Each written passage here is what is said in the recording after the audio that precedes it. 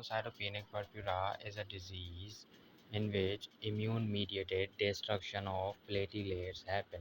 It results into decreased number of the platelet, and in CBC platelet will be decreased, and it is IgG-mediated destruction of GP2B3A receptors in spleen and increase megakaryocytes in the blood. In this way, bleeding happens and patients develop decreased amount of the platelet, and there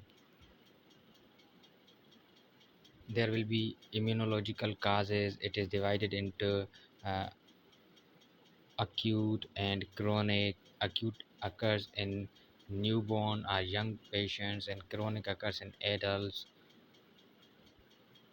Thrombocytopenia is there, decreased platelet count. Thrombocytopenia with findings are fatigue, bruises, decreased platelet results into purpura, and treatment is immune depressant IV IgG and prednisolone orally should be given to decrease the immune impact. Prednisolone and oral medications are IV IgG with platelet transfusion and steroids given. So in this way we can treat the condition of immune thrombocytopenic purpura.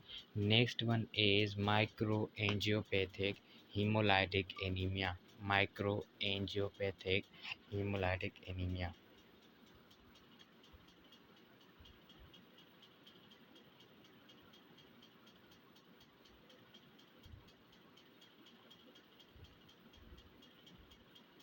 Microangiopathic is the word microangiopathic hemolytic, which means there is platelet clump formation.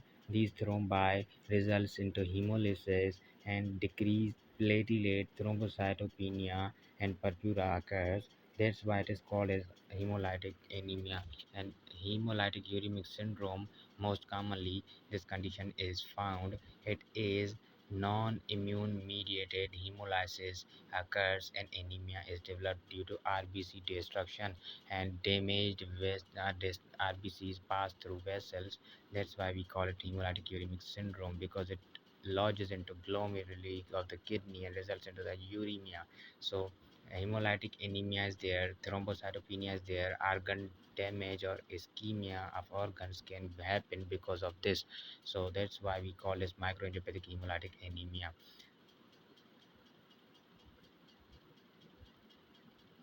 And the other prominent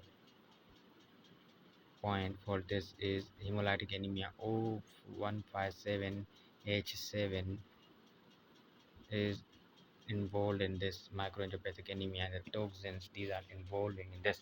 Another one is disseminated intravascular coagulation results into multiple uh, site bleeding and HELP syndrome, hemolysis, elevated liver enzyme, and these are seen in the pregnant women with hemolysis and elevated liver enzymes with malignant hypertension, organ damage, and laboratory findings include anemia and thrombocytopenia is there with elevated liver enzymes. Hepatoglobulins are elevated. Comb test is negative because there is no any autoimmune involvement.